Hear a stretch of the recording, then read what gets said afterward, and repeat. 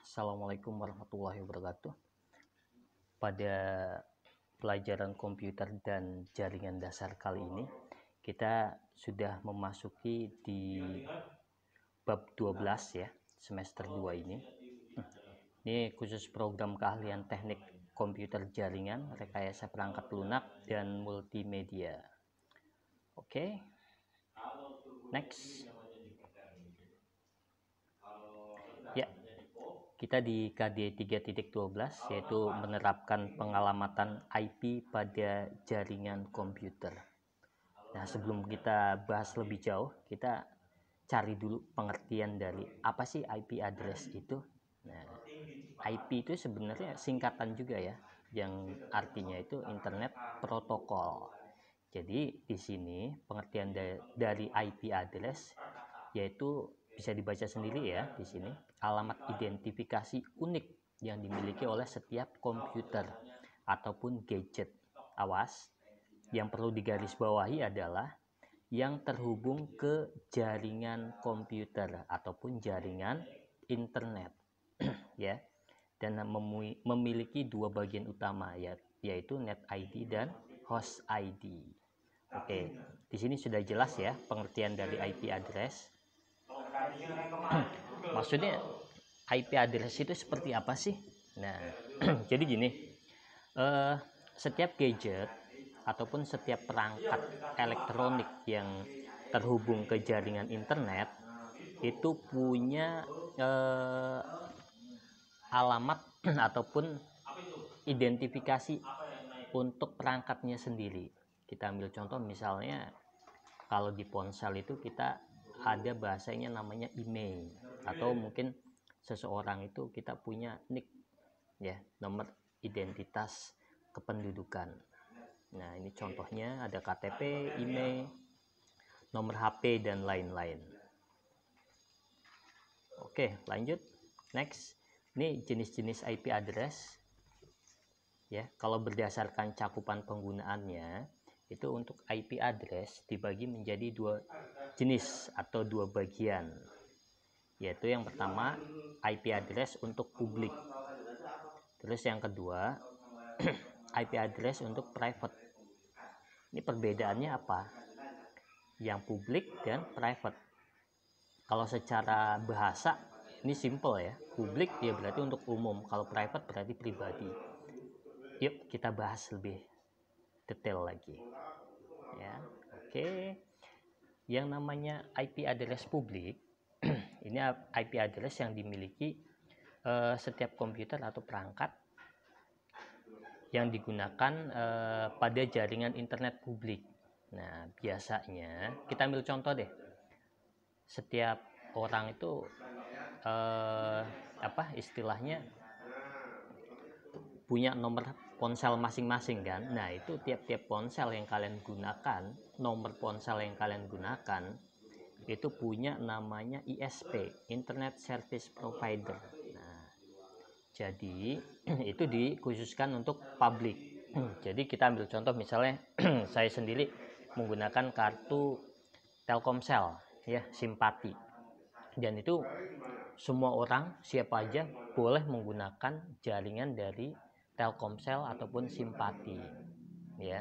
Jadi memang itu untuk publik ya.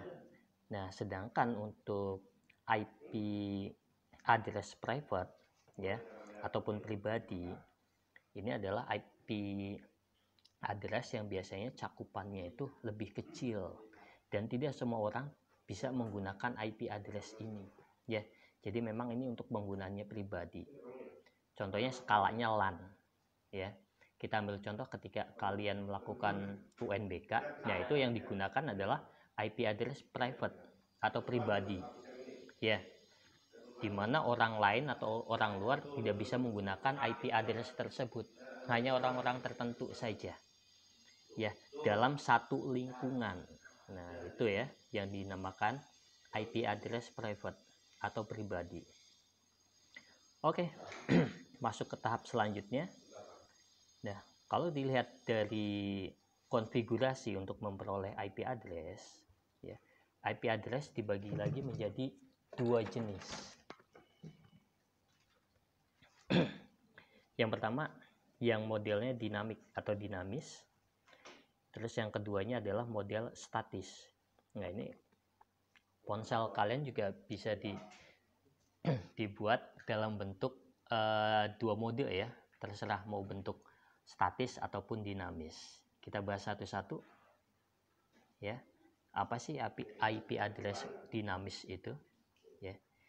Jadi ini adalah pemberian secara otomatis dalam jaringan publik ataupun private ya, yang diberikan komputer ya, ataupun ISP kepada gadget yang kita miliki, laptop ataupun ponsel yang kita miliki.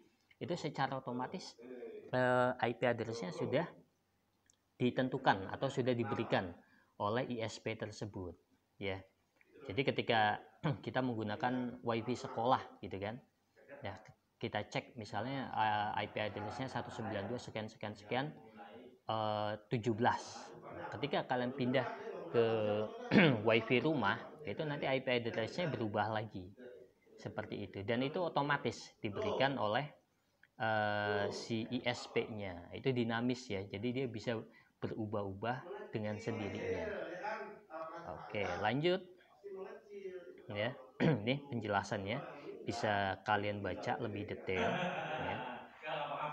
Nanti itu ada di HCP, Dynamic Host Configuration Protocol ya, dia yang bertindak mengaktifkan DHCP, jadi yang berubah-ubah secara otomatisnya ya. Oke, lanjut.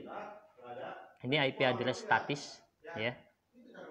Nah, kalau statis ini kita buat secara manual ya. Biasanya statis ini kita pakai buat IP address yang private ya, yang pribadi, itu kita bisa buat supaya penyeragaman. Biasanya untuk IP address statis ini biasanya digunakan untuk di lab-lab ya, untuk memudahkan kita memantau gangguan-gangguan yang terjadi pada tiap-tiap komputer ya, di lab ataupun di warnet. Nah, itu kita menggunakan IP address-nya statis, jadi mudah terdeteksi ya. Biasanya dibuat secara berurutan 192, 168, 2.7, 2.3, 2.4, 5, 6 dan seterusnya. Oke. Ya. Nah, terus dilihat dari daya tampung komputer ya. Ini dilihat dari daya tampung, awas perlu digarisbawahi, ini sengaja saya tebalkan. Dilihat dari daya tampung komputer, IP address dibagi lagi menjadi dua ya. Jadi semuanya hampir dibagi dua ya. Nah, yang pertama IP versi 4, IP address versi 4. Dan nanti ada dua tipe ya, IP address versi 4 dan versi 6. Itu dilihat dari kapasitasnya ya.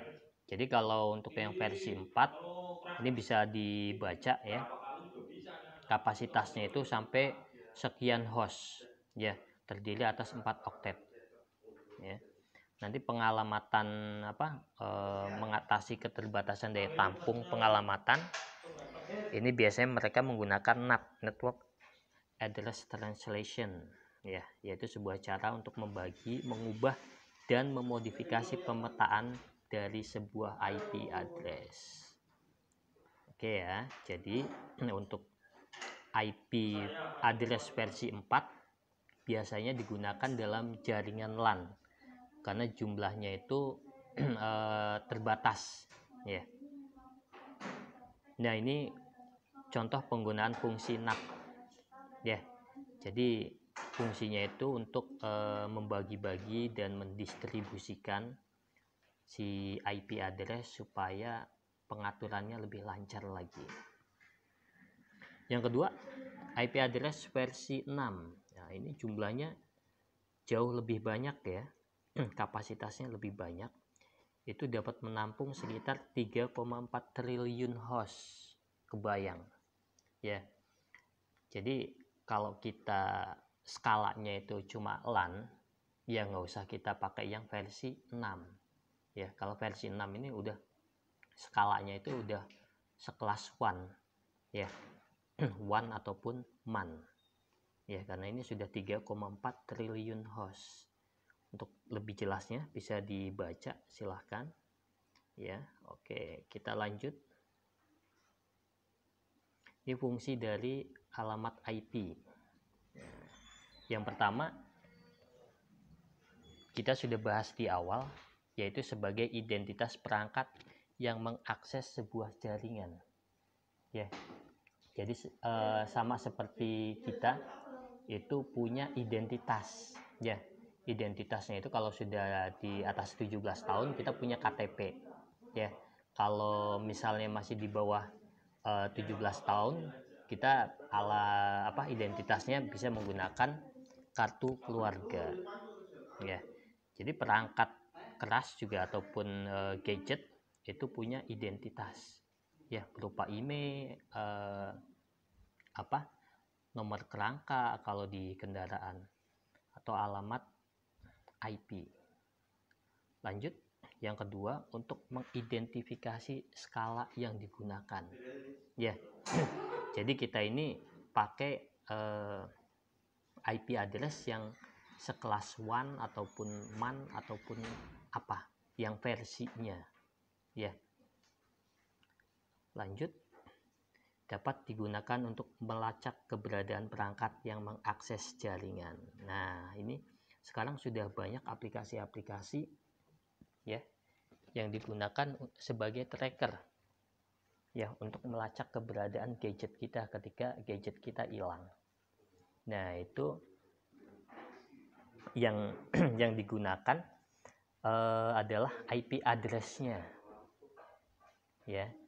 Jadi yang dicari adalah IP address-nya, ya. Oke, next.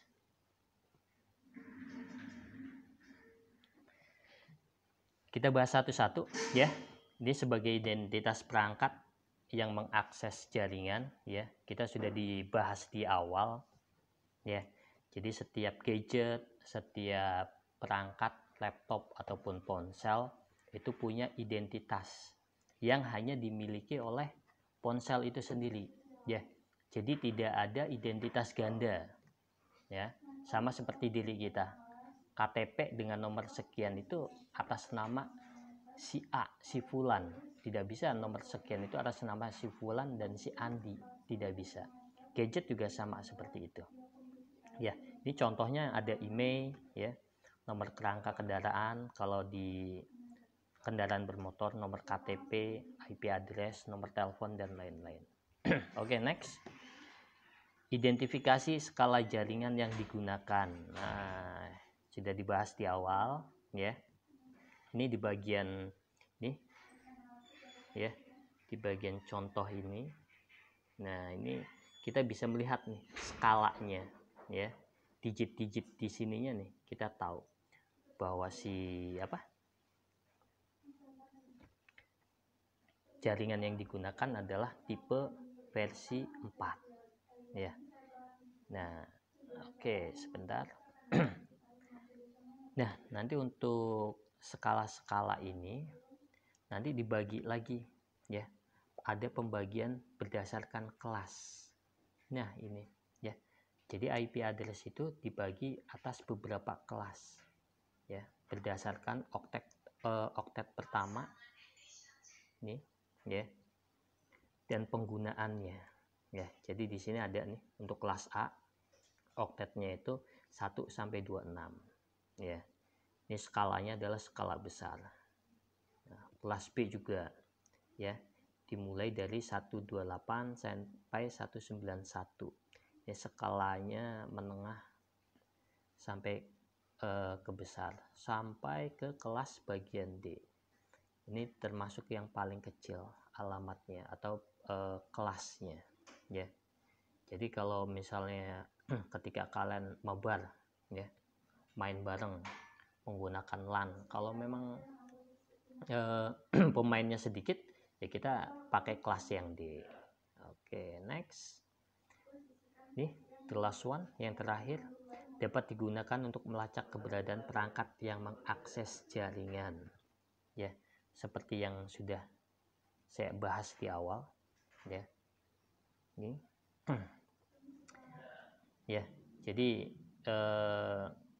kita bisa melacak keberadaan diri kita. Ini kita lagi berada di mana nih? Gampang, nanti tinggal klik di Google aja, kita bisa cari menanyakan IP-nya, IP perangkat yang kita digunakan, atau juga ketika kita kehilangan ponsel kita bisa melacak pakai aplikasi tracker ya. Jadi ketika si ponsel itu sudah aktif ya, kita bisa tahu keberadaan ponsel kita di mana secara detail ya. Bahkan akan muncul di bagian peta mapnya ya. Oke, demikian untuk pembelajaran komputer dan jaringan dasar bab 12 kali ini. Ini adalah sebagai referensi ya, barangkali kalian ingin mempelajari lebih detail lagi tentang bab 12 ini, pengalamatan IP ya, bisa gunakan ini. Oke, demikian presentasi dari saya, Asa Nagara. Semoga bermanfaat, semoga bisa dipahami, dan semoga bisa diaplikasikan. Jika ada yang kurang jelas ataupun ada beberapa hal yang ditanyakan, silakan bisa mengetikkan di bagian kolom komentar. Tetap semangat, tetap berkreasi, dan tetap berkarya. Assalamualaikum warahmatullahi wabarakatuh.